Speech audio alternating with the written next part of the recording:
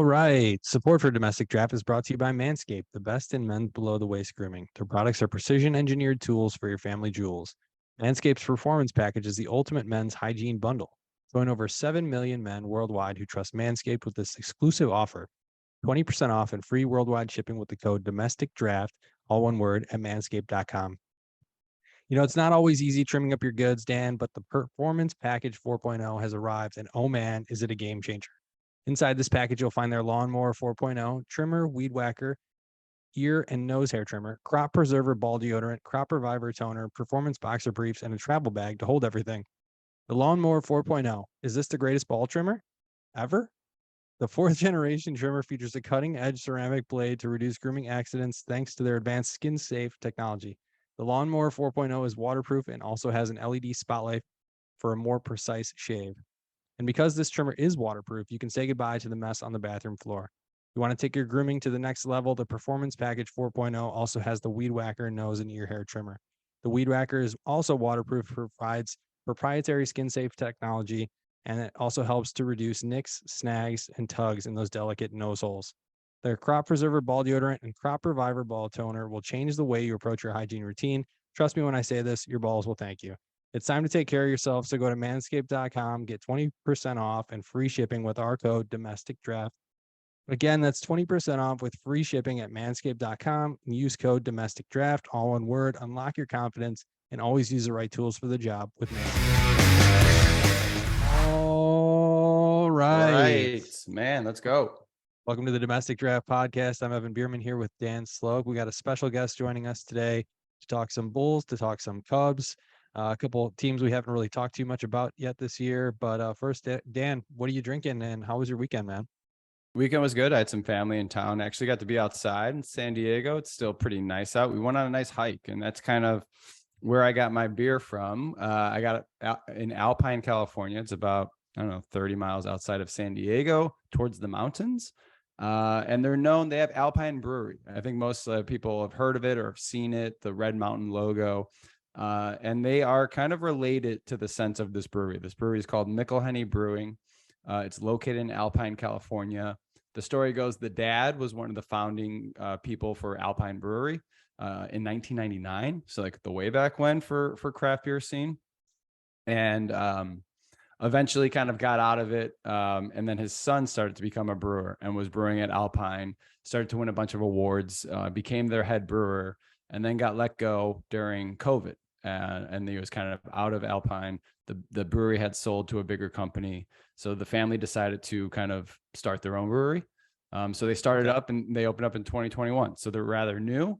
They're opening up in the same spot that Alpine started. It's a pretty cool little tasting room, real small, part of this like 1-story like strip mall kind of deal, but it's like a 1960s strip mall. So it's not like done up or anything. It's kind of old school with like a front little patio-ish. And it was cool. The beer is really good. I have the Muntz New Zealand IPA rye. It's 7.2%. It's got a 4.3 on Untapped. I like the design, the logo. It's kind of like a, blue collar type of family vibe inside. A lot of their merch was more or less like construction vibey. So it kind of just goes to show you that they do everything, head to toe, family matter.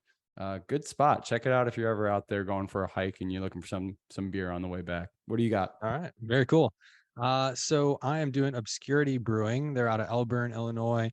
The beer I have here is called Sam the Snowman. It's part of their Island of Misfit Beers collection. So if you've ever seen like Rudolph the Red-Nosed Reindeer or whatever, I think that's what that's based off of. But Obscurity Brewing and Craft Mead opened in July this year, and they were born out of the founders' love for craft beer, mead, barbecue, and wanting to give back to the Elburn community. Obscurity lives by the barbecue golden rule of low and slow with wood, slow smoked, and wood burning smokers daily. They're just a couple blocks east. They have Obscurity Mead Hall and Cidery as well. And then Obscurity Food Truck is present at every King County Cougars home game during the summer in Geneva. Yeah. So they're kind of taking over, that kind of area a little bit west of the city. But this beer gets 3.63 on Untapped. It's 5% ABV. It's a milk stout with vanilla and holiday cheer. And I tried to look up what holiday cheer is because I'm not super familiar with that as an ingredient. It's a good seasoning. Beer. Yeah, it's like a little. It's supposedly it's like peach and pecan is, I guess, what the holiday cheer component is of that. But Sam the Snowman, like I said, is what the beer is called here, and it's from, I believe, Rudolph the Red-Nosed Reindeer. Sam the Snowman is the narrator of the story. And speaking of a good story, our next guest brings you all the good stories from your Chicago sports teams. It's Eugene McIntosh. He is at Stay Humble on Twitter. He's the co-founder of the Bigs Media. Eugene, thanks for joining us. Thank you guys for having me, man. I appreciate it, man. And I'm a beer guy myself. I'm strictly IPA. I wish I should have taken my 2 seconds to go and get my can. But yeah, man, I'm an IPA guy strictly. So I was drinking. I think my last beer was from Moore's Brewing Company. It's a couple of my guys that one guy graduated from elementary school with, Damon and his buddy Jamal. Yeah, they founded Moore's Brewery maybe a year and a half ago, I think, and they've been doing well, man. They're in like 50 stores and bunch of different places. Yeah, so get them on the show. Yeah, it's a pretty well-known spot out here, I think, too. They're a big name now. Yeah. Okay. But yeah, maybe you guys can chop it up with them. Yeah. But so are you, Eugene, and we're wondering about the Bigs Media, and you're a co-founder. And how did the Bigs get started? How did you create the Bigs Media? Well, me telling the story, it never gets old, man. I'll tell you guys the same way I tell everybody. It's perfect. Me and Terrence, we had mutual friends, so we met, I would say, about 2007, maybe 2008. So I was working at a law firm. I had been working in law for maybe 13, 14 years, right? So I'm in Puerto Rico on vacation, and I get a phone call, and I noticed it's my job. I noticed it was the HR department, right? So I'm wondering, I'm saying to myself, well, I know they're not calling me to tell me I got a raise, right? So I ignored the call, went back to chilling on the beach. I get back to my hotel. Hey, let me check my voice message. I get there, and it's the HR department telling me that our company had been outsourced, and I had 2 weeks to find out what I was gonna do next. Now I could have either, come back with the new company, taking a little bit of a pay cut and resume working, or, found what was next in life for me. And I decided to take the latter. So some time passed. Terrence would be coming over the crib. We'd be chilling, just watching the games, chopping it up, kicking it. Terrence, he was the managing editor at the Chicago Defender, it still is the Defender's been around for like 122 years. So it's like a staple of who we were growing up. Like, we look forward to getting the Defender. So Terrence was actually the managing editor. So a couple weeks passed by, and he got let go of the Defender. I guess he wasn't seeing eye to eye with the person that was in charge. So he was able to keep his connections with the teams. And he was like, man, I'm thinking about doing my own thing, and I think you would be perfect for what I'm trying to do. So we talked about it. We chopped it up for a couple more times. And so I'm like, well, man, so you telling me you want me to interview D Rose? And he was like, he was like, that's nothing. Like, that's the least of what we'll be doing. And we just, we went head on. And I think that started May of 2015. Okay. So we really got our start we started at the Nike Shy League. Is the pro-am that they do here. And I used to work with Ty Streets, and he plays at that all the time. Ty is the man. And, so we started there. We kind of turned the Shy League up a little bit, started doing like player of the weeks and MVPs and all of that stuff. And that's kind of where we got our feet wet. And next thing you know, we started the year. I think it might have been Derrick Rose's last year as a Bull. The year he messed his face up, so he was wearing orbital fracture. Yeah, man. And we got started there, and that's how it started, man. And does the Bigs stand for anything? No, the Bigs is really just, so I was a college baseball player. I played D1 baseball at Southern University in Baton Rouge. So awesome. It was really just a play off of the big leagues. And it's like, hey man, if we're gonna be around, some of these guys that we've watched and listened to and read growing up, we're gonna be in kind of the big league. So it's really just to play off the bigs. Nothing special about the name, to be honest with you. And Okay. what would you say, what is it that sets you apart from any other kind of sports media that the audience is looking at?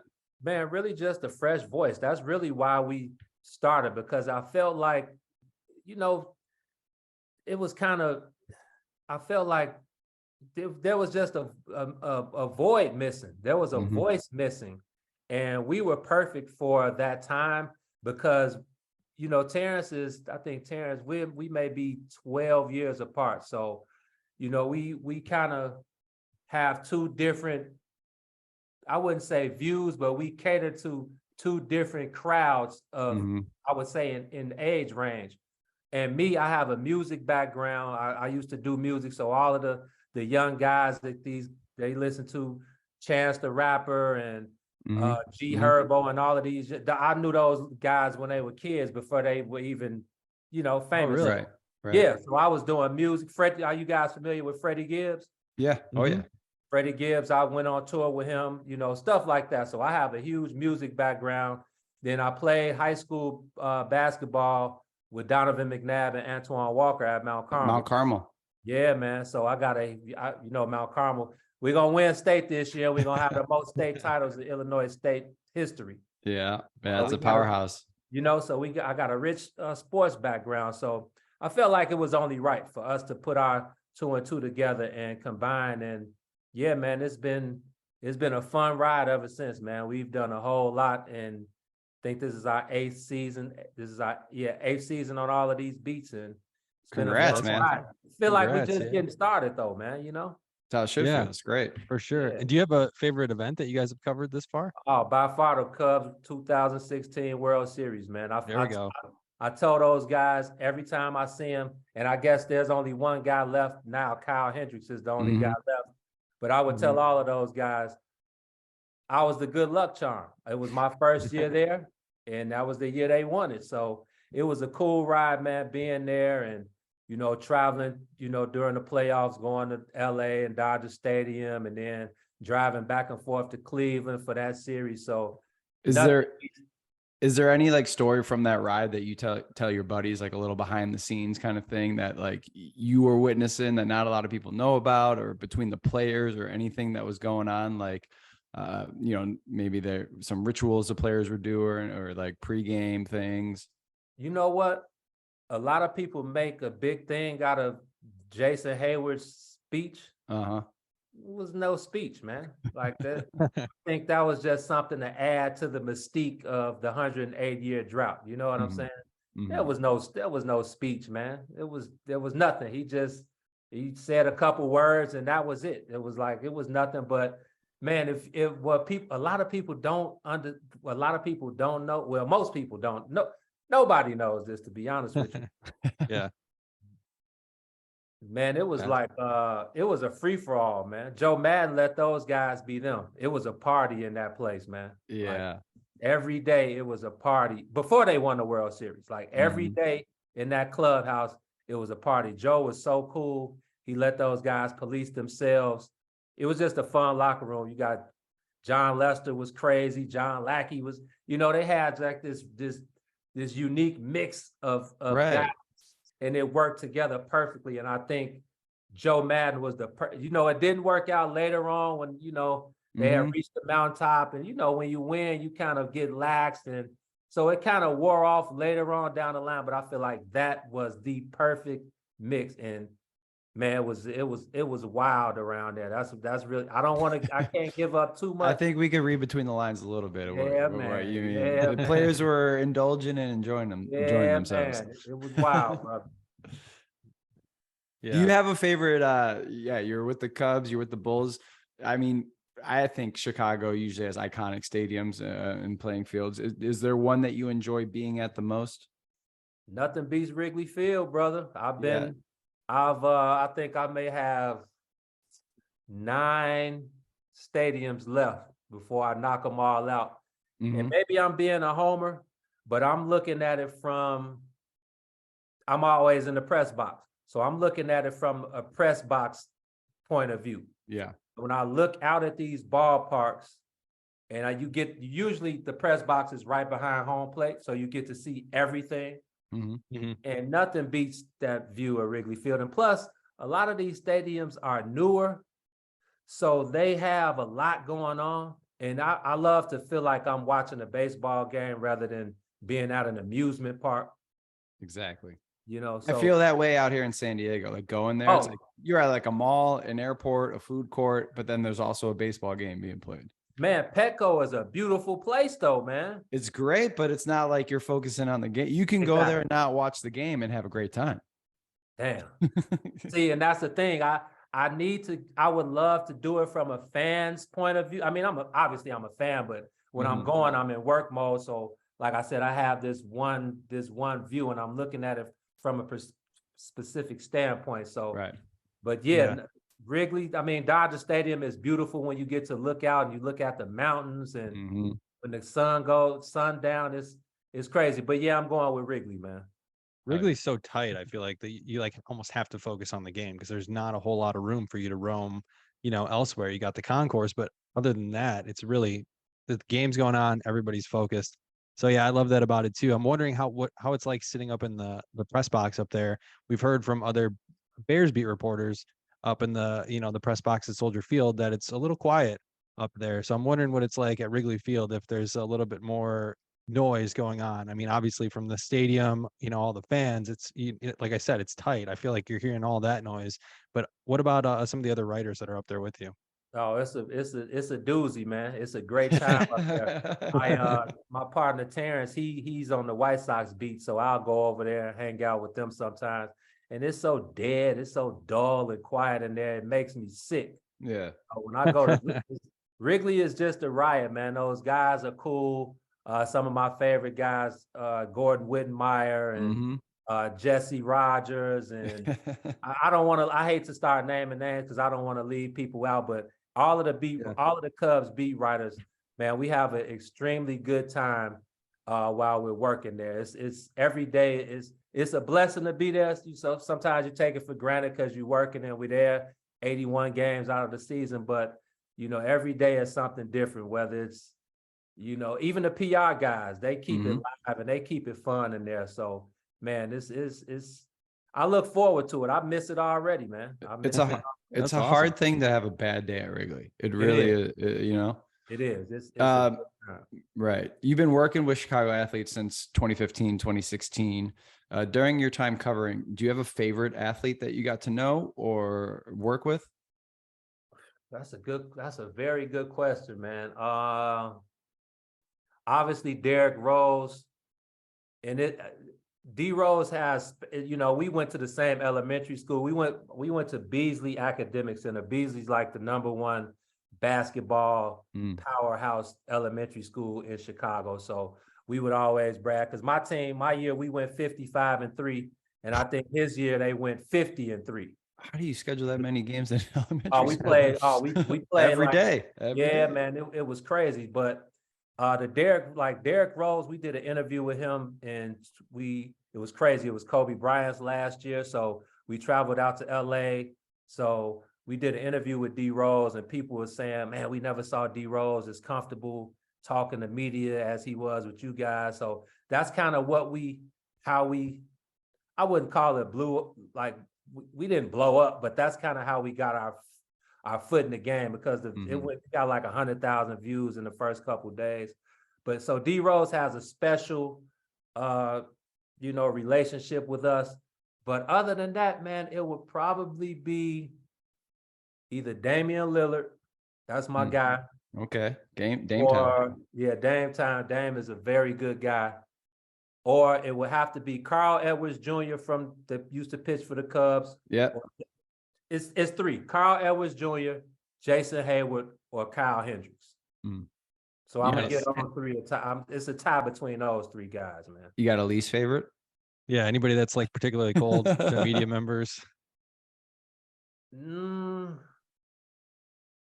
know what? And I could probably think of some. Think of one. Think of one. But I hate to say this because he's just his own. Zach LaVine, man. Yeah. It's something about Zach. I could see it.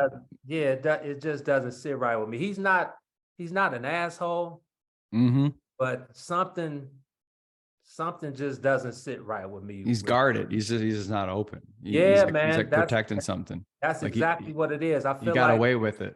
I'm like, hey man, we're black. Open up, bro. Like, I don't have an agenda, man. Let me in. But hey, we're not here to be friends. I'm here to do a job. I'm here to cover you. If we get cool, that's extra. So I don't want to. I'm not holding it against him, but I wish he would just open up a little bit more and be a little bit cooler with me. You know what I'm saying? I think Bulls fans in general would enjoy it as well too. He's kind of like an enigma. Like we want to root for him, but we also want to feel like we know him a little bit more. And that's what I feel like. If you could give that to me, so I could give it to the people, man. Right.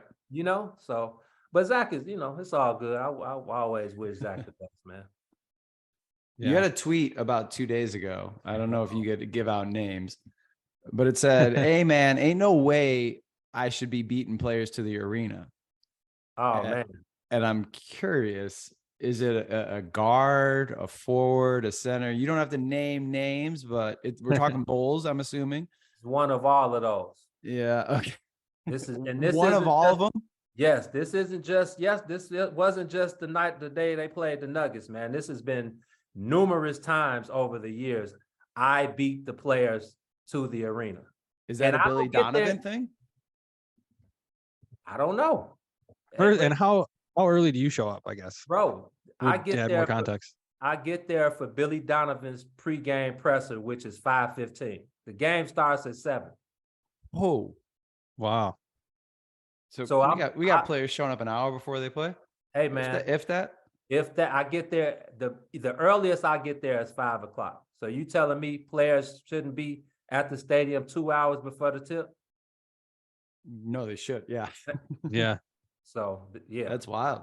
Yeah, man. Yeah, that is wild. All right, let's move to the Bulls talk, and let's get into your thoughts on the team so far. And I guess you just brought up Zach LaVine. What's going on with his knee, and is that going to be something that's going to linger the whole season? What are we thinking with that? Man, it's interesting that a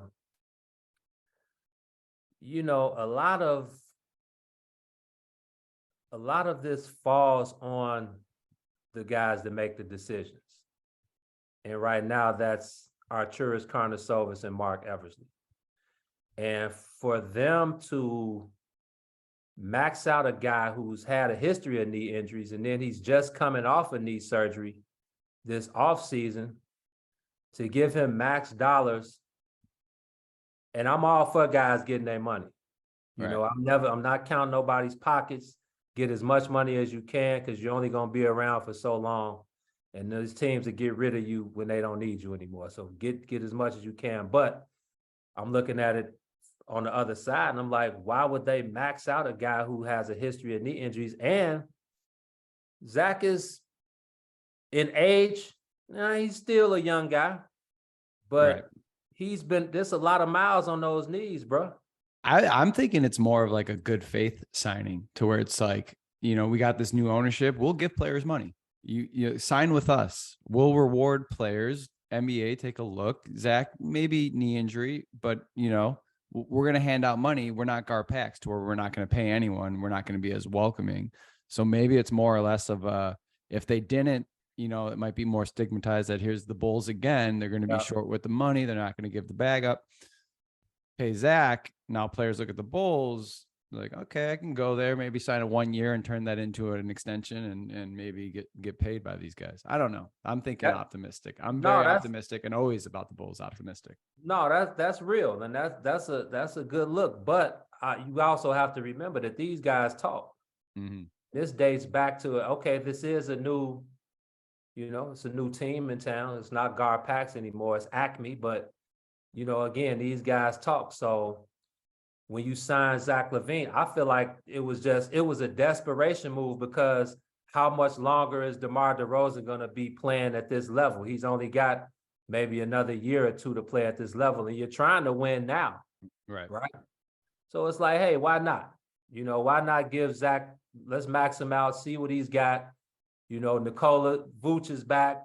You know, I guess he's finally settled in. He was feeling like, you know, an outcast. He didn't really know where he fit coming from Orlando when he was the man getting the ball every time down the court. So, you know, even with him, it's like, if things don't work out with him, hey man, the trade deadline is coming. Maybe you move him before you lose him in the summer for nothing. That's my next question, man. You're looking at this team 6-8, 4-6 their last 10. You're Acme right now, you know, aka Mark Eversley. You making moves? You being the aggressor right now? Like, this roster seems stale. It seems like we thought continuity was going to be the key, but they're playing the same kind of basketball that we're playing at the end of last year. It's stagnant, ball's not moving. Fourth quarter game plan is give it to DeMar. Everyone else, like, let's just figure it. Like, you think they're about to make moves? They'll be foolish not to make moves and not to have something in the stash ready to go, because, you know, the Bulls are like, they're always in the position you don't want to be in. It's like, you do not want to be middle of the pack, because it's not going to, you know, it's because it's not going to work out at the end. You know, you're not going to have good draft position, and you're going to be running the same script over and over again. And my guys, they always think I'm hating. Look, dude, I'm a Chicago fan to death. Right. Like, I love these teams, but now that I'm on the inside and I know what's going on, I can view it from a difference. I can take my fan hat off and look through a clearer vision. And this team, I call it their regulation, man. They're just the middle of the pack basketball team. If DeMar DeRozan has to average 28, 29 points again, that's not good for the Bulls. That's just not right conducive to what that team needs to win, you know? So when you look up and down the lineup, I feel like them drafting Patrick Williams at 4. It's not Patrick Williams' fault. That's the decision AK and Mark made, thinking that he was worthy of being the 4th pick. Now, some guys do take longer to develop, but you've seen enough. Yeah, I've seen It's enough. been long enough. When draft day, when they said Patrick Williams was the flower boy for the family business, that's it. That wasn't my power forward, man. Were you like? I remember watching that draft, and Patrick Williams, Chicago Bulls, huh? Who? You the same way? Guy didn't even start at Florida State, man. Yeah. You see Scotty Barnes. You see Scotty Barnes, though, right? That's okay. Animal. Yeah. So where's this team going? We got to blow it up. Is that what we're doing? You're gonna have to blow it up. We don't know about Lonzo Ball.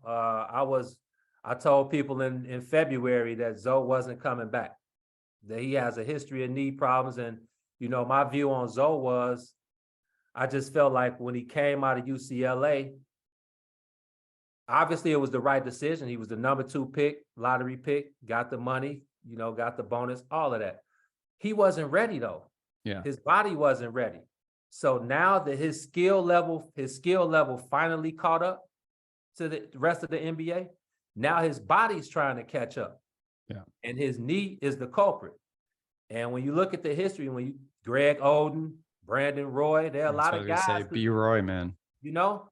So, I mean, Zoe, a lot of people don't understand what he meant or means to this team, because everybody looks at numbers, but he's the engine that gets this thing going. Yeah, he's not your Chris Paul. He's not the prototypical point guard that comes up the court, sets up the offense, swings the ball from side to side, but he gets in and he kicks the ball up the court. He takes the ball out. Zach LaVine and DeMar DeRozan have the ball in their hands extremely too much. And that's the issue. But so nothing against Io. I like Io, but he's not a point guard. Not there yet. He's not a point guard. Kobe White, he's not a point guard. We don't have a point. Dragic, he's 36. He's not. Right.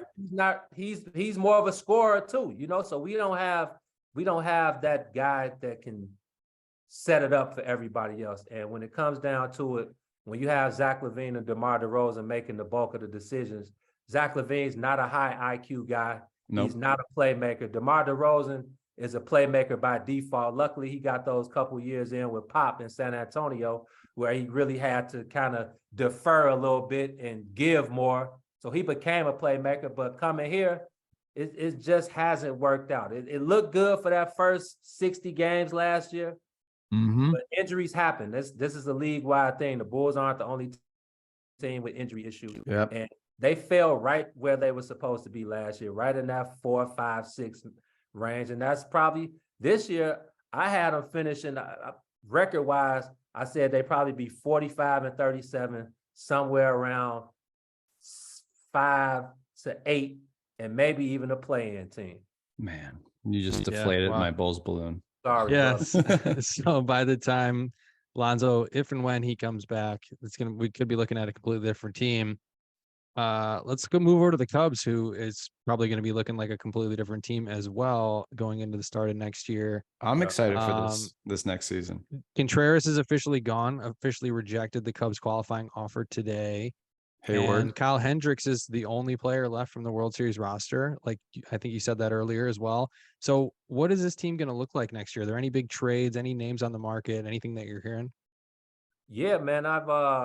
So Kyle Hendricks, I talked to Kyle maybe 2 weeks ago through text, and he's down in Arizona. He said he feels great and he's ready to get back to it. And obviously it's probably not going to be the Kyle that we all grew to know and love. Not going to get you 200 innings, like some of those other guys. But if he can come back and be steady, and you got Marcus Stroman there, hopefully Justin Steele can one up his performance from this year. Him and Keegan Thompson, they got a lot of reps this year. So I don't know if Keegan is really starter material, back end starter material, but he's shown that he can come in and fit whatever role he needs. Hopefully they sign Drew Smiley back. I know he turned down that half club option last week. So hopefully they sign Smiley back because they need they need another lefty out there.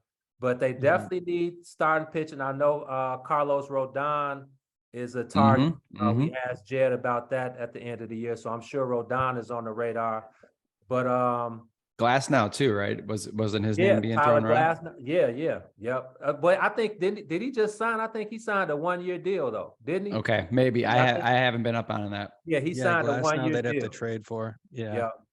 What was the other guy? Corey Kluber. That's another name who's been mentioned. Just another guy to come in, eat up some innings.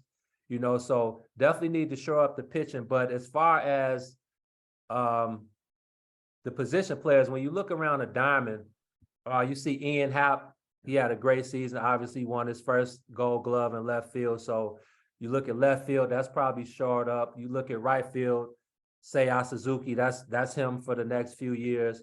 So it's all about center field. And you think about Brennan Davis, who we thought we may see this year, had back issues, so kind of slowed his progress up. So we've been hearing Cody Bellinger.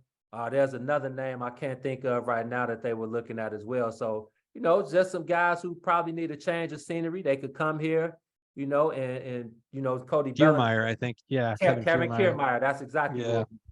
So you look at those two guys that, like I said, they could use a change of scenery. Everybody raves about coming and playing at Wrigley Field and how much they love it. So I wouldn't be mad at either one of those guys.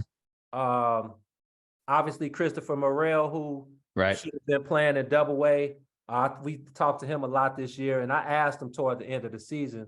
I said, man, we've seen you play all over the field this year, but what's your favorite spot, and what do you think you are best? And he said third base.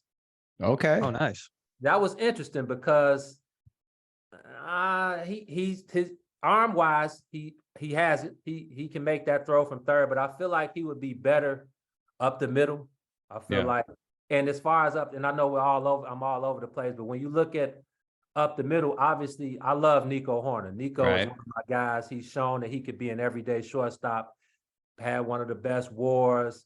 He was great defensively. So, but when you look at the shortstop market with Xander Bogaerts, Dansby Swanson, Trey Turner, Carlos Correa, a guy who's been linked to the Cubs for the past couple years. If one of those guys are available, you have to go and get them, and then you worry about everything else later. Exactly. So I'm pretty what sure. About go ahead.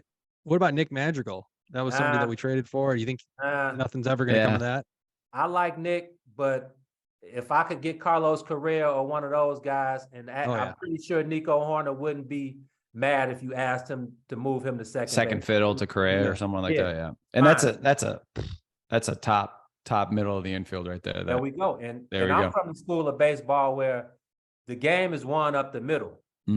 So if you shore that middle infield up, you get a guy like Rodon, ground ball heavy, Kyle Hendricks, ground ball heavy, Marcus Stroman, ground ball heavy, Smiley, ground. If those guys know that when that ball goes on the ground, it's almost a sure bet we're going to turn that double play and we're going to make those routine plays.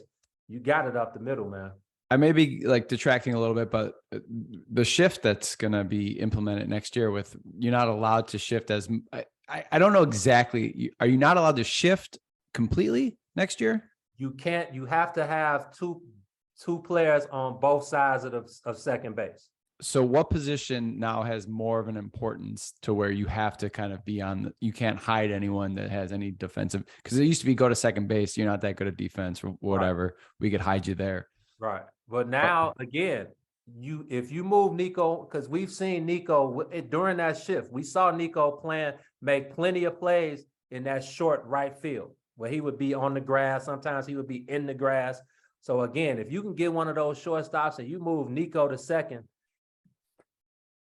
what I think is going to come from this shift, you're going to see more athleticism from these guys. I think that was taken away from this shift. So I'm so glad that that's gone, because I was doing some stat watching, and the year that Kyle Schwarber and Anthony Rizzo, I think it was 2019, it might have been 20 or whatever year it was, Rizzo hit 212 and Schwarber hit 188. If the shift was away, Schwarber would have hit like 250 something, and Rizzo would have been hitting like close to 300. Hall of Fame. Wow.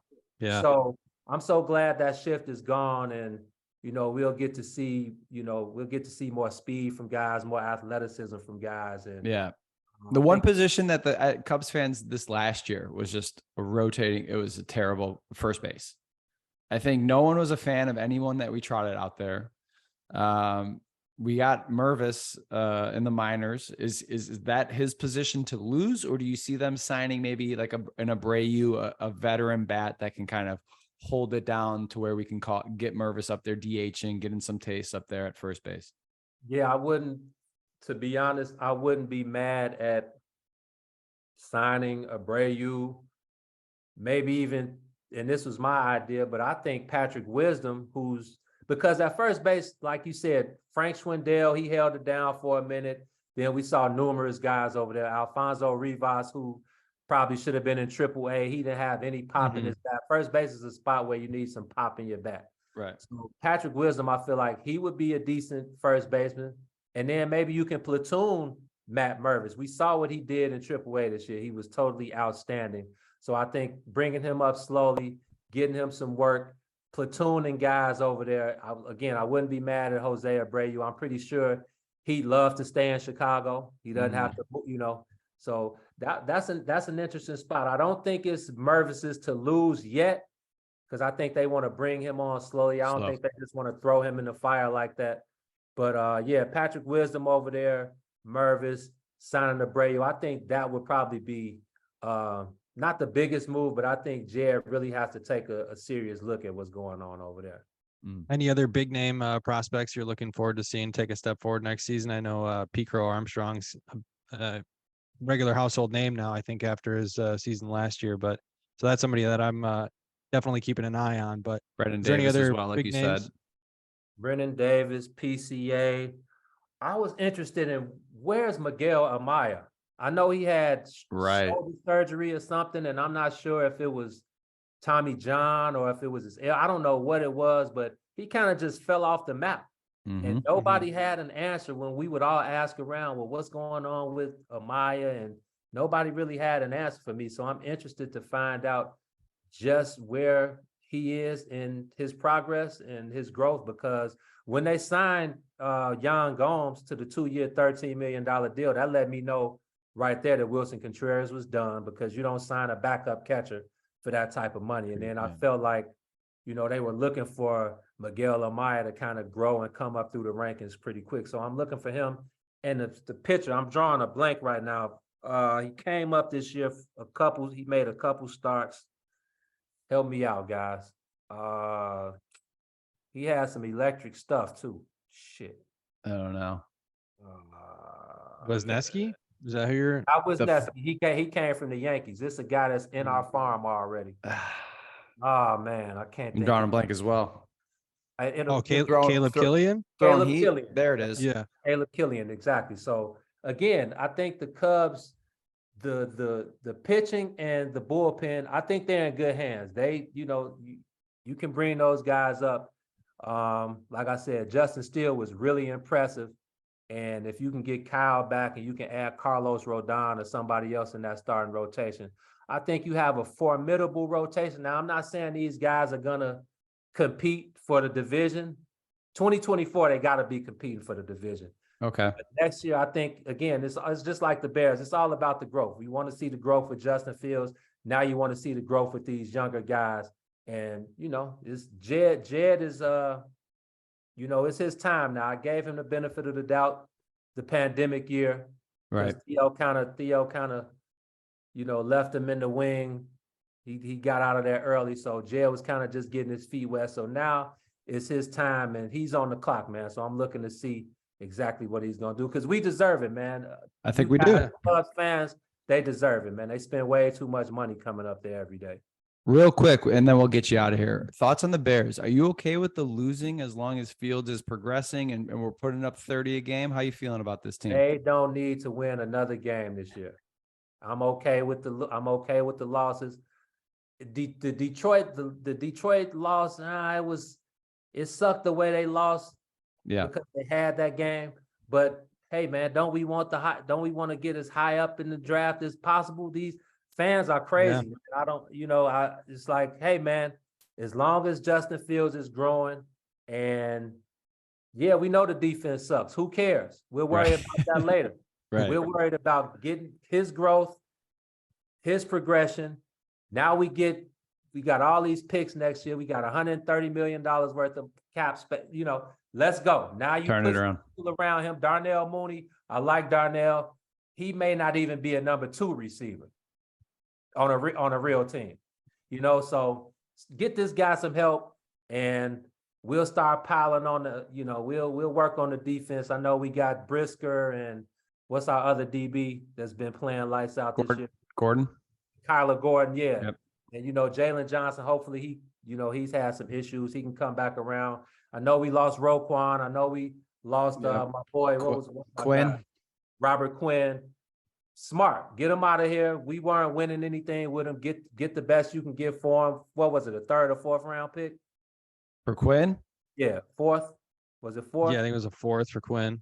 Yeah, take it, man, and do some work in the draft. Go out there, scout, find somebody worth it in the 4th round, and let's be competing in 2024, man. Like, Bears fans, be cool, bro. Everybody thought Justin Fields was trash 3 weeks ago. Now we got Dan Orlovsky talking about he's going to creep into the MVP race. So love to hear. I feel like Orlovsky's so back and forth. Yeah. Well, you heard it here first. Eugene, thanks so much for joining us, man. Again, he's Eugene McIntosh. He's the co-founder of the Bigs Media. He is at Stay Humble on Twitter. Thanks, Eugene. Hey, man. Thank you guys for having me, man. I appreciate it. And yeah, everybody, man, if you're listening, follow us at It's the Bigs, ITSTHEBIGS, Instagram, Twitter. We all over the place. Bulls, Bears, White Sox, Cubs, high school basketball. And you got your Friendsgiving coming up. You want to plug that as well? Friendsgiving next week, man. If you're into hip hop. Talia Hall next week. We got Rock Marciano, The Alchemist, and Boldy James coming to Talia Hall next Wednesday, November 23rd. Friendsgiving is Thanksgiving Eve, and it's going all the way down. So, man, the tickets are going fast. So don't be lame and be the only square in your circle, man. Love it. Thanks, Eugene. Thanks for being here, man. Thank you, guys, man. Peace, man. Love. All right. Thanks again to our guest today, Eugene McIntosh, on Twitter at Stay Humble. Follow everything Bigs Media. That guy is like a Chicago legend. Knowledge off the walls about anything Chicago sports. Talk about high school hoops as well. folds off the mic after we stopped recording. We're just talking about the days at him at Mount Carmel, going down and playing Thornton, Ty Streets, Melvin Ely, Antoine Randall L, Kevin Garnett at Farragut, like the glory days of Chicago hoops on the high school level. All right, let's talk about it. Our trade deadline is this week for our fantasy teams. So I think most trade deadlines are most trade Saturday. deadlines are this week. So it's like waiver wire or bust or trade. A lot of movements are being made, a lot of roster changes. Who are people looking to add to their teams right now to try to secure up that championship? Yeah, I think if we want to start at quarterback, Deshaun Watson might be out there. He's coming back in a couple weeks. That's a big name. That could be a QB1 down the stretch for a lot of teams struggling at the quarterback position. Daniel Jones gets Detroit this week. If you're looking for a 1-week streamer, I would look for Daniel Jones. He's probably out there. Running back wise, I think Rachaad White is probably the number one waiver pickup of the week if he's available. Fournette got hurt, and White actually started the game in Munich over him anyways. So I think Fournette might miss some time, but either way, I think Rachaad White's going to have a big role down the stretch. So I know we've been talking about him every single week, but if he's out there still and you haven't picked him up yet, now's the time. You got to do it. Isaiah Pacheco is another name. CEH was the talk of the town for the first 4 weeks of the season, but he's been completely phased out of the offense. Didn't have any touches. I think he only played on 4 snaps the other day. Pacheco had 16 carries meanwhile, so he is definitely the early down guy. McKinnon seems to be that pass catching guy. So those are the 2 running backs in that offense. Now, if you have CEH, I'd probably drop him. I'm looking at you, Dan. I know you have CEH still. Jalen Warren is another running back that I think we mentioned him last week as well, but he played a season high snap percentage. And they said today that Najee Harris is dealing with some knee discomfort. So he might miss some games down the stretch. And Jalen Warren looks really good, undrafted rookie. Both players, and then I would just grab some other handcuffs like Samaje Perine. Hilliard is Derrick Henry's backup. Just if you got some of those big name running backs, I'd grab some of those guys and just keep them on your bench because we're coming down the stretch of the regular fantasy season. Wide receivers, Christian Watson and Kadarius Toney are probably the 2 big names that I would look for. If Tony's still out there, I think he's available in like half of leagues right now. But he went from 9% of snaps to 44% of snaps this last week and had a huge game, like 19 fantasy points. So only playing, not even half of the snaps for the Chiefs. Still a lot of upside left there. And Christian Watson is somebody that's been dealing with a bunch of different injuries throughout the year. He's had a couple of concussions. He's had, I think, a couple hamstring injuries too. And finally, he gets his shot to be the number 1 wide receiver for Rodgers. And he had 3 touchdowns and over 100 yards against Dallas, who's actually a really good defense. So big target share, no real competition for playing time with Romeo Doubs and he's hurt, and then Cobb's out as well. So I think Watson's a great pickup. If you have a number 1 waiver, I think it's between Rachaad White, Christian Watson, or Kadarius Toney. Those 3 all look good. Cooper Kupp went down. It's a huge injury for me because I have him in fantasy, but Ben Skoranek is probably the next man up, I think, to take his role. So he's somebody that's probably available in most leagues. That's pure speculation though, because he hasn't really done much all season. And then Donovan Peoples-Jones is somebody that I mentioned last week. He's a near lock for 4 catches and 50 yards. He hasn't scored a touchdown yet at all this season. So, not really a red zone guy, but he's pretty consistent, 9-10 points if you need him. Tight end, Greg Dulcich, if he's still out there, I'd look for him. And Tyler Higbee's probably going to be huge down the stretch with the Cooper Kupp injury. So if he's available, go grab him. And Cole Kmet got another 2 touchdowns. So big game. That's a nice little tight end pickup.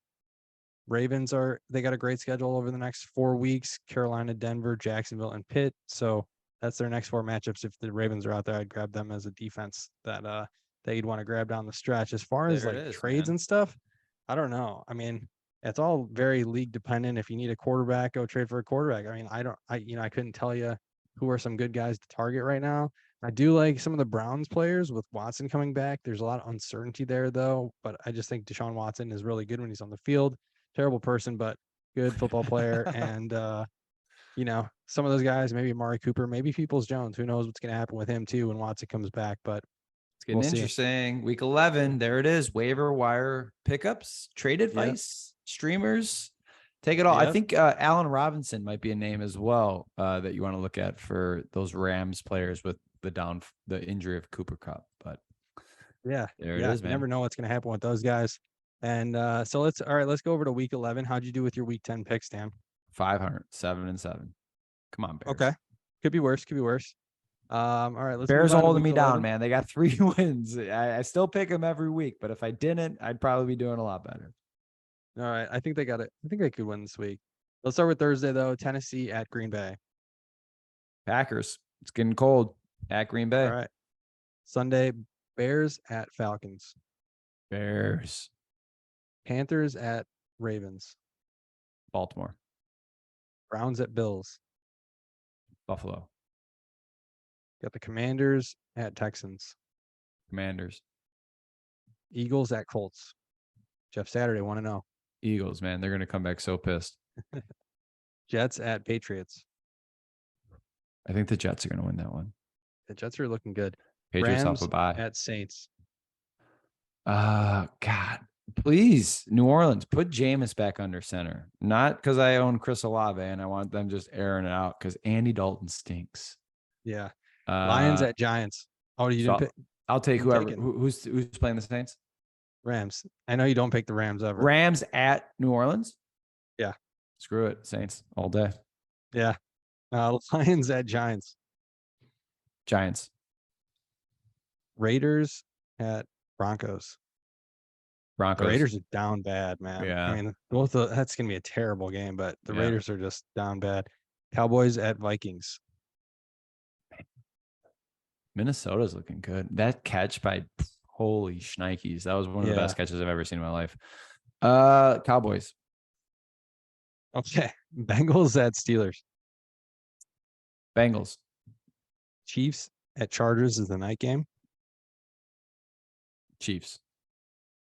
And then the Monday night is 49ers at Cardinals. At your Cardinals. My Arizona Cardinals. Come on. Let's ride them all year. Cardinals, baby. Coming off a bye. Might see another Colt McCoy or something. Coming off Yeah. Kyler Murray's bye from a hip injury. Yeah. Yeah. All right. Those are your week 11 picks. Put them in there. Dan's gonna go, what, 14-0 this week? No, it's probably another 500 a week.